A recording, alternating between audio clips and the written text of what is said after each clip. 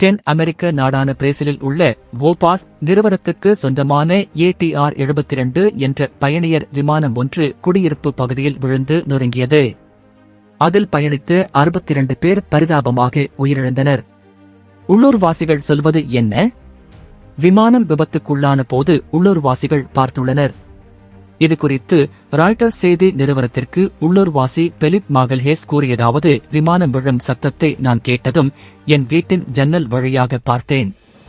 விமான விபத்துக்குள்ளானதை நேரில் பார்க்கும்போது அசம்பாவிதம் நடந்துவிட்டதை உணர்ந்து பயந்து நடுநடுங்கினேன் என்றார். மற்றொரு உள்ளூர்வாசி நதாலி சிக்காரி கூறியதாவது: தான் மதிய உணவு சாப்பிட்டுக் கொண்டிருந்த போது மிக அருகில் உரத்த சத்தம் கேட்டது. ட்ரோன் சத்தம் போல் இருந்தது.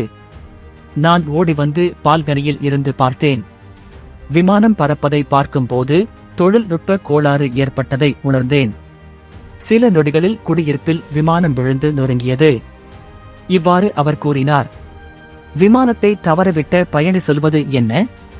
தாமதமாக வந்ததால் குறிப்பிட்ட அந்த விமானத்தை தவறவிட்ட பயணி ஆட்ரியானோ ஆசிஸ்: நான் சற்று தாமதமாக வந்தேன். விமான நிலையத்தில் இருந்தவர்களிடம் என்னை அனுமதிக்குமாறு வாக்குவாதம் கூட செய்தேன். அவர்கள் என்னை அனுமதிக்க மறுத்துவிட்டார்கள்.